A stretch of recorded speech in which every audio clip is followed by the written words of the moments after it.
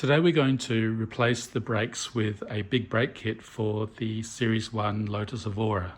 As you can see, these are the stock brakes, and for some strange reason my friend decided that these weren't big enough, so we're going to put some Evora GT brakes in there.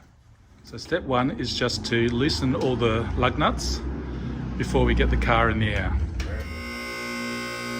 Okay, just lifting the car up so we can jack it up.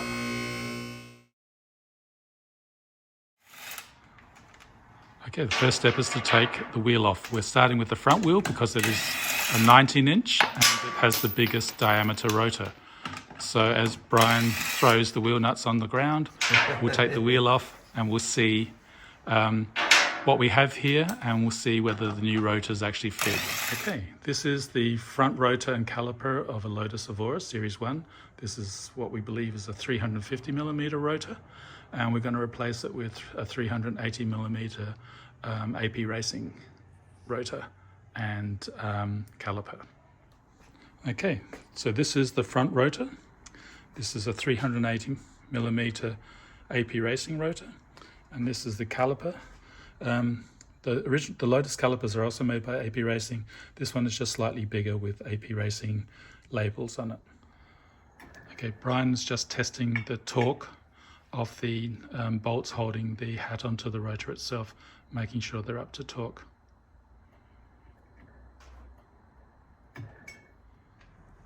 The next thing we're going to do is take the existing caliper off.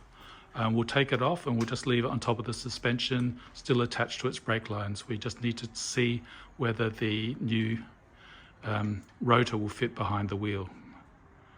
So Brian's just undoing the caliper bolts there. And I think he's using an E14 Torx type socket. Okay, the caliper's now off and sitting on top of the A-arm. What we have to do now is remove this retaining bolt here.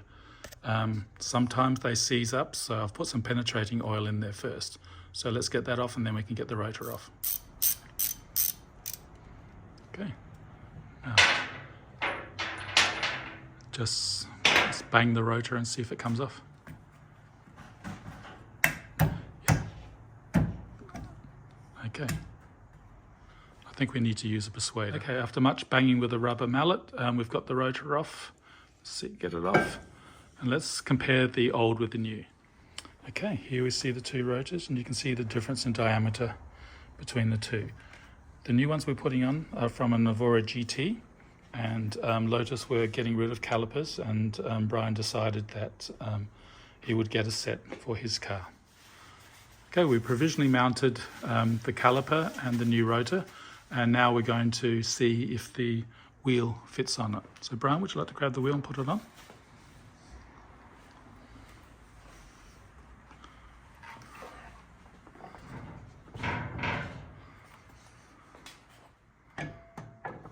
So we have the new rotor and caliper in there. Brian's rotating the wheel.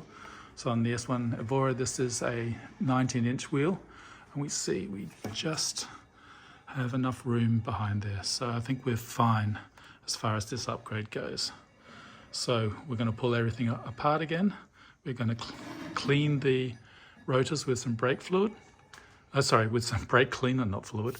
And then we'll mount the new caliper on, and then quickly change the brake lines from the old caliper to the new caliper.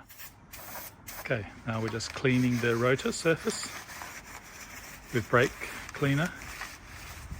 I'm just wiping off. This will take off the preservative oil that they put on the rotors to stop them rusting during transit.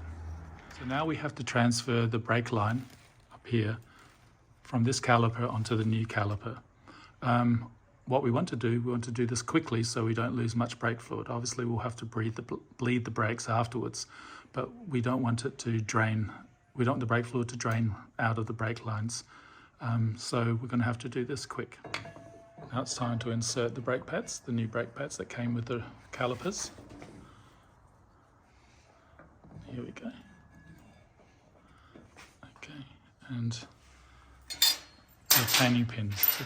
The bottom one first. Now we're torquing up the caliper bolts.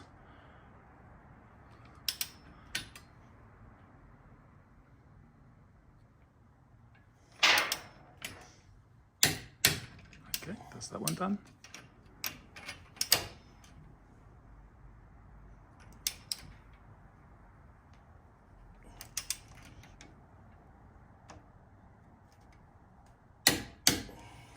Okay, so the brakes on this wheel, on this hub, on this side is all done. Okay, now we're doing the back wheels. So Brian is just taking off the wheel first, and we'll see what we've got behind there. So this is the rear hub and brakes. You can see that the parking brake has its own drum.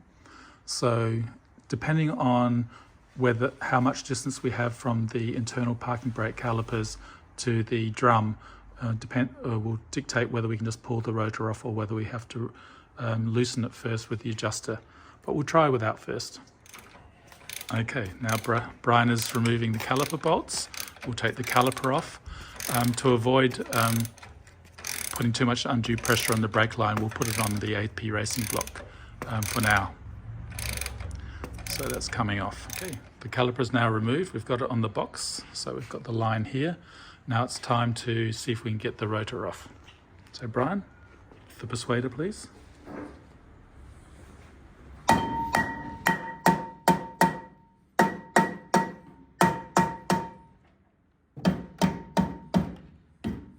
Now, let's get it off. Okay, there we are. This is the rear parking brake of the Evora, the hub, and we'll just replace the brakes now. Okay, we've put the new rotor on. As you can see, it's beautiful.